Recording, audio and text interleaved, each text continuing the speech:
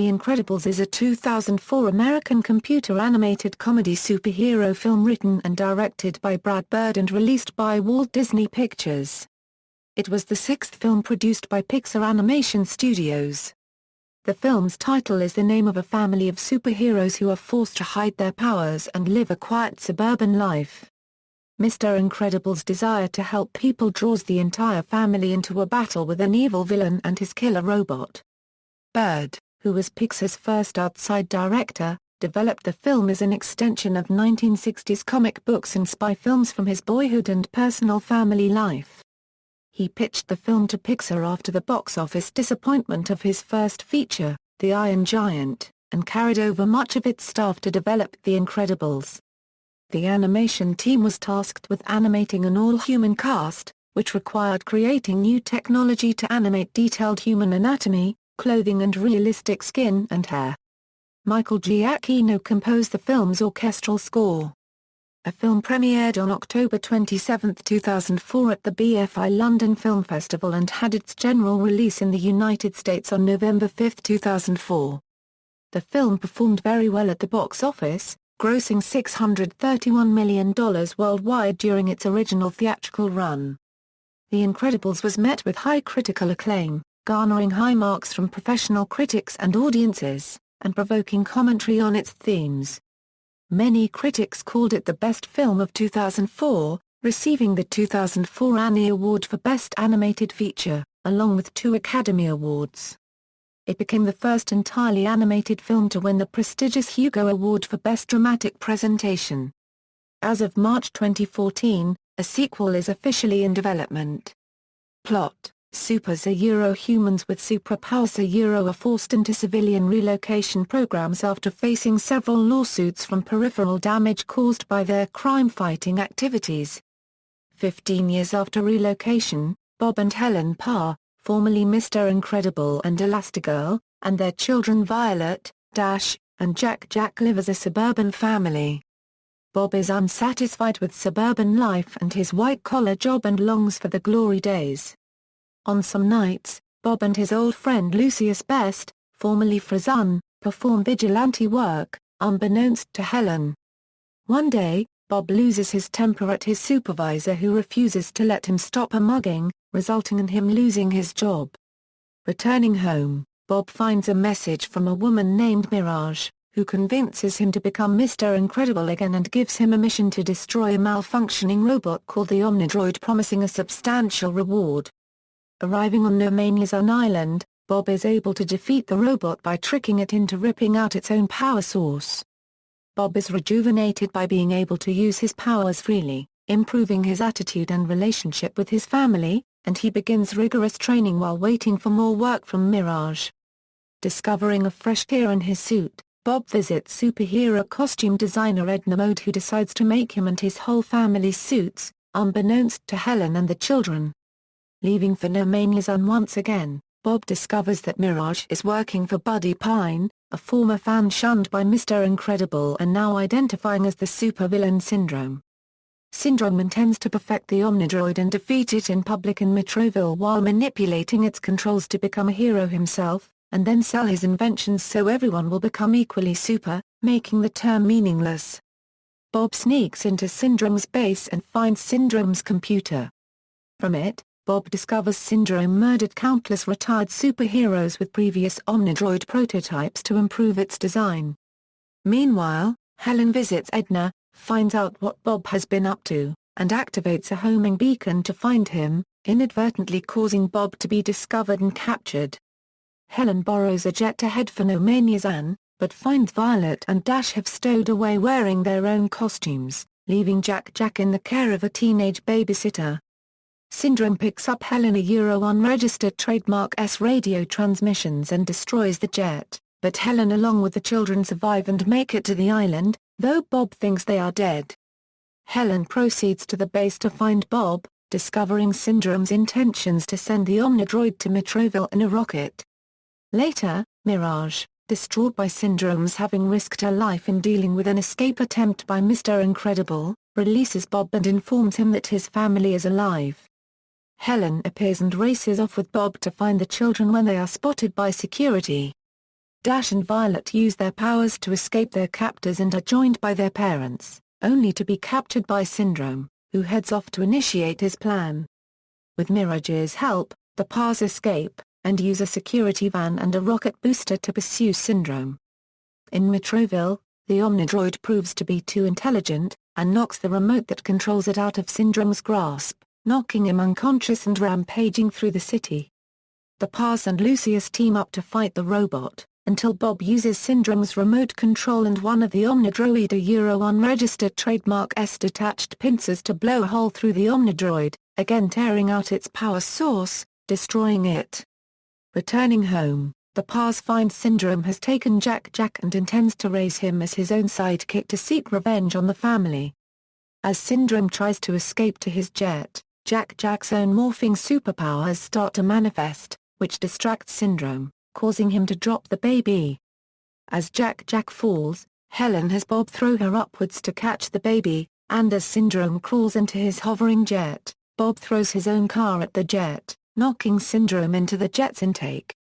Syndrome's cape gets caught in the whirling fan blades of the engine, which sucks him in. The jet explodes and destroys the Pars house, but Violet's shield ability protects the family. 3 months later, the Pars have readjusted to normal life, but the city is attacked by a villain called the Underminer. The family dons their superhero outfits, preparing to face the new threat.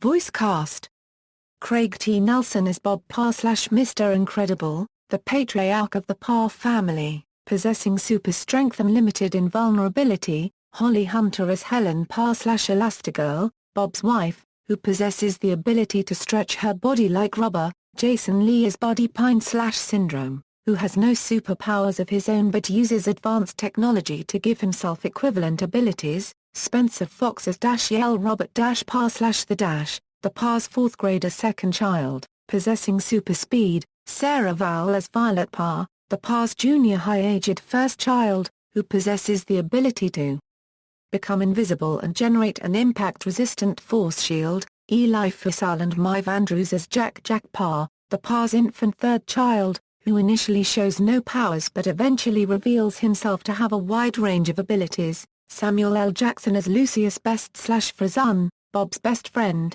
who has the ability to form ice from the humidity in the air. Elizabeth P. ± as Mirage, Syndrome's agent who lowers supers to No Man's Island. Brad Bird as Edna Mode, the fashion designer for the supers. Bud Lucky as Rick Dicker, the government agent overseeing the relocation program. Wallace Shawn as Gilbert Huff, Bob's supervisor at his white-collar insurance job. John Ratzenberger as the Underminer, a new villain who appears at the end of the film. Dominique Louis as Bon Voyage, a villain from the past who uses Buddy's interference in Mr. Incredible's heroism to escape. Michael Bird as Tony Redinger, a popular boy at Violet's school who develops a crush on Violet. Jean Sincere as Mrs. Hutchinson, an elderly woman who seeks help from Mr. Incredible for an insurance claim. Kimberly Adair Clark as Honey, Frazan's wife. Brett Parker as Kari McKean, Jack's babysitter.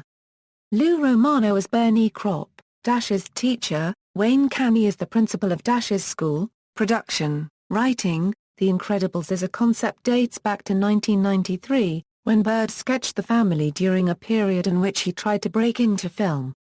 Personal issues had percolated into the story as they weighed on him in life. During this time, Bird had inked a production deal with Warner Brothers Animation and was in the process of directing his first feature, The Iron Giant. Approaching middle age and having high aspirations for his filmmaking, Bird pondered whether his career goals were attainable only at the price of his family life. He stated, consciously, "This was just a funny movie about superheroes. But I think that what was going on in my life definitely filtered into the movie." After the box office failure of The Iron Giant, Bird gravitated towards his superhero story. He imagined it as an homage to the 1960s comic books and spy films from his boyhood, and he initially tried to develop it as a traditionally animated film. When The Iron Giant became a box office bomb, he reconnected with old friend John Lasseter at Pixar in March 2000 and pitched his story idea to him. Bird and Lasseter knew each other from their college years at Cal Arts in the 1970s. Lasseter was sold on the idea and convinced Bird to come to Pixar, where the film would be done in computer animation. The studio announced a multi-film contract with Bird on May 4, 2000, breaking Pixar's mold of having directors who had all risen through the ranks.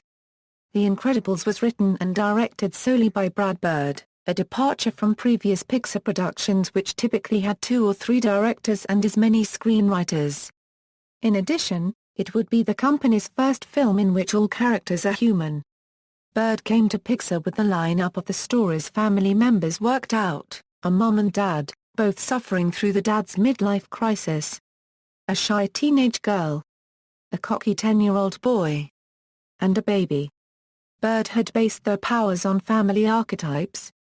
After several failed attempts to cast Edna Mode, Bird took on her voice role himself. It was an extension of the Pixar custom of tapping in-house staff whose voices came across particularly well on scratch dialogue tracks. During production, Hayao Miyazaki of Studio Ghibli visited Pixar and saw the film's story reels. When Bird asked if the reels made any sense or if they were just American nonsense, Miyazaki replied, through an interpreter, "I think it's a very adventurous thing you were trying to do in an American film." Animation. Upon Pixar's acceptance of the project, Brad Bird was asked to bring in his own team for the production. He brought up a core group of people he worked with on the Iron Giant. Because of this, many 2D artists had to make the shift to 3D, including Bird himself. Bird found working with CG wonderfully malleable in a way that traditional animation is not, calling the camera's ability to easily switch angles in a given scene marvelously adaptable. He found working in computer animation difficult in a different way than working traditionally, finding the software sophisticated and not particularly friendly. Bird wrote the script without knowing the limitations or concerns that went hand in hand with the medium of computer animation. As a result, this was to be the most complex film for Pixar yet. The film's characters were designed by Tony Frisell and Teddy Newton, whom Bird had brought with him from Warner Brothers. Like most computer-animated films, The Incredibles had a year-long period of building the film from the inside out, modeling the exterior and understanding controls that work face and body the articulation of the character before animation could even begin. Bird and Frisell tried to emphasize the graphic quality of good 2D animation to the Pixar team, who'd only worked primarily in CG. Bird attempted to incorporate teaching from Disney's 9 Old Men that the crew at Pixar had never really emphasized. For the technical crew members, the film's human characters posed a difficult set of challenges. Bird's story was filled with elements that were difficult to animate with CGI at the time. Humans are widely considered to be the most difficult thing to execute in animation. Pixar animators filmed themselves walking in order to better grasp proper human motion. Creating an all-human cast required creating new technology to animate detailed human anatomy, clothing and realistic skin and hair. Although the technical team had some experience with hair and cloth in Monsters, Incorporated, the amount of hair and cloth required for The Incredibles had never been done by Pixar until this point. Moreover, Bird would tolerate no compromises for the sake of technical simplicity. Where the technical team on Monsters, Incorporated had persuaded director Pete Docter to accept pigtails on Boo to make her hair easier to animate, the character of Violet had to have long hair that obscured her face. It was integral to her character. Violet's long hair was extremely difficult to achieve and for the longest time during production, it was not possible. In addition, animators had to adapt to having hair underwater and blowing through the wind. Disney was initially reluctant to make the film because of these issues, feeling a live-action film would be preferable, though Lasseter vetoed this. The Incredibles not only dealt with the trouble of animating CG humans, but also many other complications. The story was bigger than any prior story at the studio, was longer in running time, and had 4 times the number of locations. Supervising technical director Rick Sayre noted that the hardest thing about the film was that there was no hardest thing, alluding to the amount of new technical challenges: fire, water, air, smoke, steam, and explosions were all additional to the new difficulty of working with humans. The film's organizational structure could not be mapped out like previous Pixar features, and it became a running joke to the team. say the team adopted a Euro OE Alpha Omega, where one team was concerned with building modeling, shading and layout, and another that dealt with final camera, lighting and effects. Another team, dubbed the character team, digitally sculpted, rigged and shaded the characters, and a simulation team was responsible for developing simulation technology for hair and clothing. There were 781 visual effects shots in the film, and they were quite often the gag, such as the shattering when Bob angrily shuts the car door. In addition, the effects team improved upon the modeling of clouds, being able to model them for the first time with volumetric rendering. The skin of the characters gained a new level of realism from a technology to produce what is known as subsurface scattering. The challenges did not stop with modeling humans. Bird decided that in a shot near the film's end, baby Jack would undergo a series of transformations, and in one of the 5 planned he would turn himself into a kind of goo. Technical directors believed it would take upwards of 2 months to work out the goo effect, and production was at a point where 2 months of their time was indescribably precious. They petitioned to the film's producer, John Walker, for help. Bird, who had brought Walker over from Warner Brothers, took great exception to the idea that Jack could undergo a mere 4 transformations and that the film could do without the goo baby. They argued over the issue in several invective-laced meetings for 2 months until Bird finally gave in. Bird also insisted that the storyboards define the blocking of characters' movements, lighting, and camera moves, which had previously been left to other departments rather than storyboarded. Bird self-admitted that he had the knees of the studio trembling under the weight of The Incredibles, but called the film a testament to the talent of the animators at Pixar, who were admiring the challenges the film provoked. He recalled, "Basically, I came into a wonderful studio, frightened a lot of people with how many presents I wanted for Christmas, and then got almost everything I asked for." Music. The Incredibles is the first Pixar film to be scored by Michael Giacchino. Brad Bird was looking for a specific sound as inspired by the film's design, the future as seen from the 1960s. John Barry was the first choice to do the film's score, with a trailer of the film given a re-recording of Barry's theme to On Her Majesty's Secret Service. However, Barry did not wish to duplicate the sound of some of his earlier soundtracks. The assignment was instead given to Giacchino. Giacchino noted that recording in the 1960s was largely different from modern-day recording, and Dan Wallin, the recording engineer, said that Bird wanted a very old feel, and as such the score was recorded on analog tapes. Wallin noted that brass instruments, which are at the forefront of the film's score, sound better on analog equipment rather than digital. Wallin came from an era in which music was recorded, according to Giacchino, the right way, which consists of everyone in the same room, playing against each other and feeding off each other's energy. Tim Simonek was the conductor-orchestrator for the score's recording. The film's orchestral score was released on November 2, 2004, 3 days before the film opened in theaters.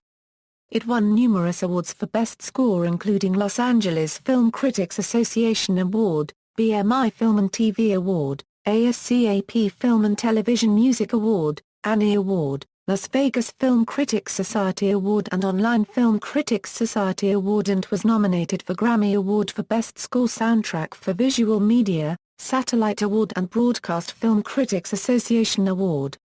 Themes. Several film reviewers drew precise parallels between the film and certain superhero comic books, like Powers, Watchmen, and Fantastic Four. Indeed, the producers of the 2005 adaptation of the Fantastic Four were forced to make significant script changes and add more special effects because of similarities to The Incredibles. Bird was not surprised that comparisons arose due to superheroes being the most well-trod turf on the planet, but noted that he had not been inspired by any comic books specifically, only having heard of Watchmen. He did comment that it was nice to be compared to something as highly regarded as Watchmen. Some commentators took Bob's frustration with celebrating mediocrity and Syndrome's comment that if everyone is super, then no one is, as a reflection of views shared by German philosopher Friedrich Nietzsche or an extension of Russian-American novelist Ayn Rand's objectivism philosophy, which Bird felt was ridiculous. He stated that a large portion of the audience understood the satire, whereas 2% thought I was doing the Fountainhead or Atlas Shrugged. Some purported that The Incredibles exhibited a right-wing bias, which Bird found silly. I think that's as silly of an analysis as saying the Iron Giant was left-wing. I'm definitely a centrist and feel like both parties can be absurd. The film also explored Bird's dislike for the tendency of the children's comics and Saturday morning cartoons of his youth to portray villains as unrealistic, ineffectual, and non-threatening. In the film, Dash and Violet have to deal with villains who are perfectly willing to use deadly force against children. On another level, both Dash and Violet display no emotion or regret at the deaths of those who are trying to kill them, such as when Dash outruns pursuers who crash their vehicles while chasing him, or when both of them witness their parents destroy several attacking vehicles with people inside, in such a manner that the deaths of those piloting them is undeniable.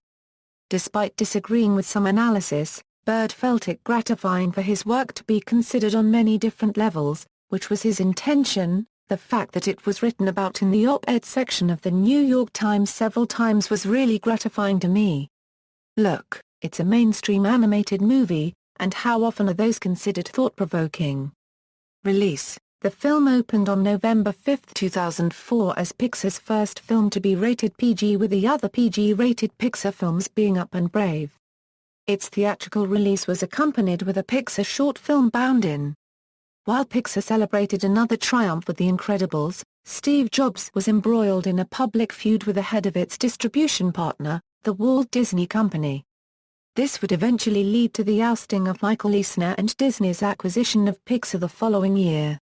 In March 2014, Disney CEO and Chairman Bob Iger announced that the film will be reformatted and re-released in 3D, home media. A film's 2-disc collector's edition DVD set was released on March 15, 2005. The DVD release also includes Jack Attack and Mr. Incredible and Pals, 2 Pixar short films made especially for the release of The Incredibles, and Bound In, a Pixar short film which premiered with The Incredibles in theaters. The Incredibles was the highest-selling DVD of 2005, with 17.38 million copies sold. The film was also released on UMD for the Sony PSP. It was released on Blu-ray in North America on April 12, 2011. There was also a VHS release to the film on March 15, 2005, notably the last Disney Pixar film to be widely issued in VHS format. Reception, critical response. The film received universal acclaim, with a 97% approval rating at Rotten Tomatoes, which as of August 2013, made the movie the 15th most highly rated animated film of all time. The site's consensus reads, "Even though The Incredibles is more violent than previous Pixar offerings, it's still a witty and fun-filled adventure that almost lives up to its name." Metacritic, another review aggregator, indicates the film universal acclaim with a 90 out of 100 rating. Critic Roger Ebert awarded the film 3.5 stars out of 4, writing that the film alternates breakneck action with satire of suburban sitcom life, and is another example of Pixar's mastery of popular animation. Peter Travers of Rolling Stone gave the film 3.5 stars and called the film one of the year's best, and said that it doesn't ring cartoonish, it rings true. Also giving the film 3.5 stars, People magazine found that The Incredibles boasts a strong, entertaining story and a truckload of savvy comic touches. Eleanor Ringel Gillespie of the Atlanta Journal-Constitution was bored by the film's recurring pastiches of earlier action films, concluding, "The Pixar whizzes do what they do excellently. You just wish they were doing something else."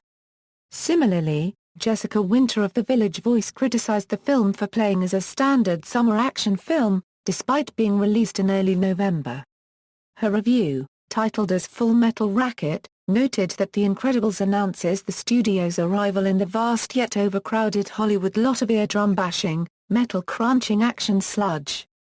Travers also named The Incredibles number 6 on his list of the decade's best films, writing, "Of all the Pixar miracles studied through the decade, The Incredibles still delights me the most. It's not every tune that deals with midlife crisis, marital dysfunction, child neglect, impotence fears, fashion faux pas and existential angst." The National Review Online named The Incredibles number 2 on its list of the 25 best conservative movies of the last 25 years, saying that it celebrates marriage, courage, responsibility, and high achievement. Entertainment Weekly named The Incredibles number 25 on its list of the 25 greatest action films ever. Entertainment Weekly also named The Incredibles number 7 on its list of the 20 best animated movies ever. IGN ranked the film as the third favorite animated film of all time in a list published in 2010. Box office. Despite concerns that the film would receive underwhelming results, the film's domestic gross was $70,467,623 in its opening weekend from 7,600 screens at 3,933 theaters, averaging $17,917 per theater or $9,272 per screen, the highest opening weekend gross for a Pixar film, the highest November opening weekend for a Disney film, the highest opening weekend for a non-sequel animated feature, and the highest opening weekend for a non-franchise-based film for just over 5 years when Avatar opened with $77,025,481. The film was also number 1 in its second weekend, grossing another $50,251,359, dropping just 29%, and easily outgrossing new animated opener The Polar Express. The film ultimately grossed $261,441,092, as the sixth highest-grossing Pixar film behind Toy Story 3, Finding Nemo, Up, Monsters, Incorporated, and Monsters University, and the fifth highest-grossing film of 2004. Worldwide, the film grossed $631,442,092, is the fifth highest-grossing Pixar film behind Toy Story 3, Finding Nemo, Monsters University, and Up, and ranked fourth for 2004. It is also the second highest-grossing 2004 animated film behind Shrek 2. Accolades. The film won the Academy Awards for Best Animated Feature, beating two DreamWorks films, Shrek 2 and Shark Tale, as well as Best Sound Editing at the 77th Academy Awards. It also received nominations for Best Original Screenplay and Best Sound Mixing. It was Pixar's first feature film to win multiple Oscars, followed in 2010 by Up. Joe Morgenstern of The Wall Street Journal called The Incredibles the year's best picture. Premiere Magazine released a cross-section of all the top critics in America, and The Incredibles placed at number 3, whereas review aggregator website Rotten Tomatoes cross-referenced reviews that suggested it was its year's highest-rated film. The film also received the 2004 Annie Award for Best Animated Feature and the 2005 Hugo Award for Best Dramatic Presentation, Long Form, and it was nominated for the 2004 Golden Globe Award for Best Motion Picture, a Euro Musical or Comedy. It also won the Saturn Award for Best Animated Film. The American Film Institute nominated The Incredibles for its top 10 animated films list. Merchandising. Several companies released promotional products related to the film. Dark Horse Comics released a limited series of comic books based on the film. Kellogg's released an Incredibles-themed cereal, as well as promotional Pop-Tarts and fruit snacks, all proclaiming an Incrediberry blast of flavor. Pringles included potato chips featuring the superheroes and quotes from the film. Furthermore, in the weeks before the film's opening, there were also promotional tie-ins with SBC Communications, Tide, Downy, Bounce and McDonald's. Toymaker Hasbro produced a series of action figures and toys based on the film, although the line was not as successful as the film itself. In Europe, Kinder chocolate eggs contained small plastic toy characters from the film. In Belgium, car manufacturer Opel sold special The Incredibles editions of their cars. In the United Kingdom, Toluist promoted Blue Yonder internet services with branding from the film, including television adverts starring characters from the film. In all merchandising outside of the film itself, Elastigirl is referred to as Mrs. Incredible. This is due to a licensing agreement between Disney, Pixar and DC Comics, who has a character named Elastigirl. The DC Comics character is able to grow and shrink at will from microscopic size to thousands of feet tall. In July 2008, it was announced that a series of comic books based on the film would be published by Boom Studios in collaboration with Disney Publishing by the end of the year. The first miniseries by Boom was The Incredibles, Family Matters by Mark Waid and Marcio Takara, which was published from March to June 2009, and collected into a trade paperback published in July of that year. An ongoing series written by both Mark Waid and Landry Walker, with art by Marcio Takara and Ramandik Amaga, began later that same year, running for 16 issues before being cancelled in October 2010. Marvel Comics began a reprint of the series in August 2011, set to possibly finish the Stroll in the Euro, which was abruptly cancelled, despite the production of scripts and art for a finale. Video game. A video game based on the film was released for the PlayStation 2, Xbox, Nintendo GameCube, Game Boy Advance, PC, Apple Macintosh, and mobiles. Though based on the film, several key scenes are altered from the original script. A second game, The Incredibles, Rise of the Underminer, was released for PlayStation 2, GameCube, Xbox, Mac OS X, Game Boy Advance, Nintendo DS, and Windows. Taking place immediately after the film, the sequel focuses on Mr. Incredible and Frozone as they do battle with the megalomaniacal mole, the Underminer. A third game, The Incredibles, When Danger Calls, was released for Windows and Mac OS X. It is a collection of 10 games and activities for the playable characters to perform. Another game, Kinect Rush, a Disney Pixar adventure, was released on March 20, 2012, for Xbox 360. It features characters and missions from 5 Pixar's films, The Incredibles, Up, Cars, Ratatouille and Toy Story. The Incredibles characters also star in Disney Infinity, which was released in August 2013. The playset for The Incredibles is featured in the starter pack. Sequel. In 2004, when Disney owned sequel rights, Disney announced plans to make sequels for The Incredibles and Finding Nemo without Pixar involvement. Those plans were subsequently scrapped. When Disney acquired Pixar in 2006, the expectation of Disney was that Pixar would create more sequels and bankable franchises. Director Brad Bird stated in 2007 that he was open to the idea of a sequel if he could come up with an idea superior to the original film. "I have pieces that I think are good, but I don't have them all together," Bird said. During an interview in May 2013, Bird reiterated his interest in making a sequel. "I have been thinking about it. People think that I have not been, but I have. Because I love those characters and love that world," said Bird. "I am stroking my chin and scratching my head. I have many elements that I think would work really well in another Incredibles film, and if I can get a Euro-M to click all together, I would probably want to do that." At the Disney shareholders meeting in March 2014, Disney CEO and Chairman Bob Iger confirmed that Pixar is working on another The Incredibles film, with Bird returning as writer. Later that month, Samuel L. Jackson told Digital Spy that he would likely reprise his role as Frozone in the sequel. See also, references. Future reading, Price, David. The Pixar Touch. New York, Alfred A. Knopf. ISBN A0-307-26575-7. External links, official website, The Incredibles at the Internet Movie Database, The Incredibles at the TCM Movie Database, The Incredibles at the Big Cartoon Database, The Incredibles at AllMovie, The Incredibles at Rotten Tomatoes, The Incredibles at Metacritic, The Incredibles at Box Office Mojo.